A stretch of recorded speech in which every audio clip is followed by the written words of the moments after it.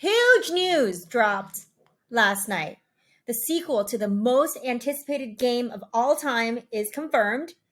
Everybody, 1-2 Switch. What do you think? My goodness. It's the sequel that we never needed and that nobody asked for. I think we were all wondering what a post Tears of the Kingdom Nintendo Switch would look like. There's not a lot on the release books for Nintendo right now. I think we all agree we're in the golden years of the Nintendo Switch, but I think this to me really signified, it's going to be a weird year or however long it is until we get this next system. Yeah. This is sort of like the first nail in the coffin, which is a little bit morbid to think about, but it is reality. When we think about a post Tears of the Kingdom world, so we've been talking a lot about this on our podcast about how rocky a transition from one super successful system, one super huge game is to the next thing. And I think this is one very clear example of that rockiness happening right now with this very bizarre announcement in the middle of the night. So let's go through the details of what this game is. Obviously, it's a sequel to 1-2 Switch. It's coming out June 30th, so less than 30 days from now, announcement to release. Yep. Costs $30. And this is pretty much matches up with this article that was in Fanbyte that came out about a year ago, where they had sources that were talking about this game and, talking about how it prominently features a horse, which is right there on the key art for this game, talks about how it has some similarities to Jackbox, where some people are using the Switch, some people are playing on their phone. That's not a bad idea, actually, for a game like this. Mm-hmm. But that article really drove home that this game was kind of a dog, and the people who were working on it really hated it. Yeah. And that basically the game was done, it was sitting in a box, and nobody knew if it was ever going to see the light of day. Yeah. So Nintendo obviously needs to fill out the schedule with games, wants to have games continuing to come out. I don't believe they had a first-party release planned for June. So this is a way to do that. But I do think now, in addition to the Pikmin, and we got Pokemon DLC, we've got Splatoon DLC, I think they're going to be going through what fell into my couch cushion. What do I have? What do I have that I finished that I'm just like, oh yeah, we have that. I think that's what we're getting a lot of. We're rummaging in the garage of the dev team right now, for sure. We're in the dredges. The other really interesting thing about what was said in the article, and something that we experienced firsthand, we worked at Nintendo collectively for almost 30 years. We were there. I was there personally for the hardware launch of Nintendo Switch. I led that marketing push for Nintendo Switch. I also worked very closely with the original developers of 1-2 Switch, which was a launch title for Nintendo Switch. And even in those early days of, excitement for Switch and sort of tethering 1-2 Switch was a very subpar game to that initial hardware excitement was pretty challenging. No one was really interested in this game. It's like a game no one sort of wanted to play when we were showing all of the launch titles for Nintendo Switch.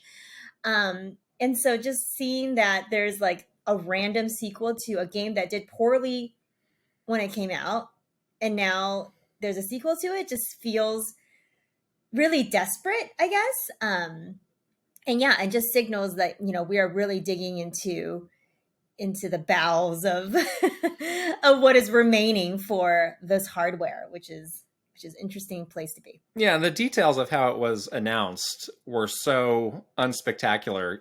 The tweet came out, into the evening our time. They couldn't even put an exclamation point in there. There's no enthusiasm at all. There's not even a trailer or anything for it. It was just a website link. Right. It takes you to a website that has the box, and it's got, a couple sentences of basic information on it. You can go ahead and order it now if you feel so inclined. Maybe we'll order it. I think everyone's going to order it as a joke. Do it for the yucks, for the goofs and gaffs. Order it as a joke. Right. For sure. But again, it just shows they realized this is not the greatest thing either. $30 price tag. 1-2 Switch was definitely not $30. Again, I just have to wonder, in addition to Pikmin, in addition to those other DLC that we already knew about, what else is there? I do maintain my prediction at the start of the year was that Metroid Prime 4 is the big last hurrah for the Switch. I still think that's going to happen, but what's going to be around it may not be anything to get too excited for. Oof, yeah, the transition's going to be rough, people. Strap on in. We don't know what's going to happen, but this might be the first of many awkward happenings that will be going on. There was one other thing that I saw that they also announced yesterday, which gave me Joy-Con, the same right? feeling, right? These two things together really told the story to me. So they did announce some new pastel color Joy-Con, which look great. They're beautiful. Very I saw cute. a lot of people getting very excited about these. It looks like they're Yeah. coming out in 4 colors. They're also coming out on June 30th. Again, working at Nintendo, we know that Nintendo uses different color hardware and controllers and accessories very strategically to try to breathe life into a system at a point when it needs it. Yeah, that is actually the sort of one of the last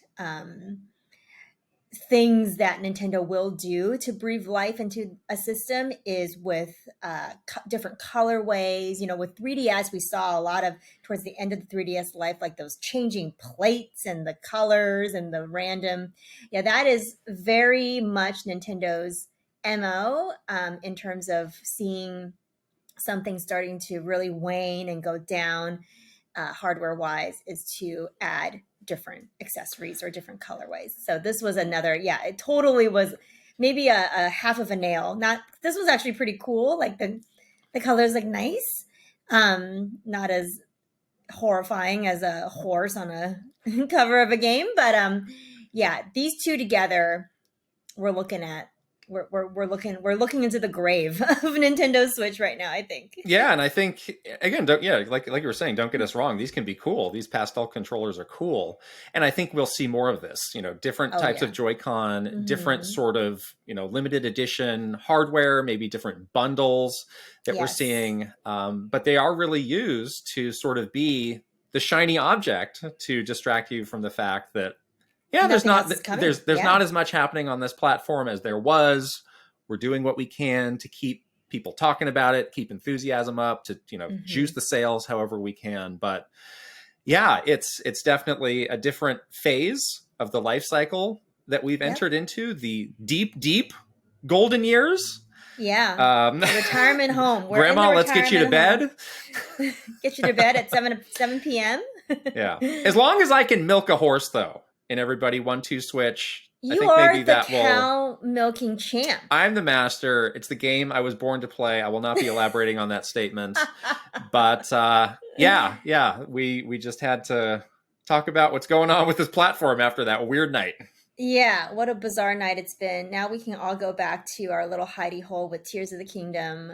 We'll enjoy what is left of the beautiful golden years of Nintendo Switch while we can. And again, strap on in for that transition, people. It's going to be rough. Indeed. All right. We will see you later. Bye-bye. Bye.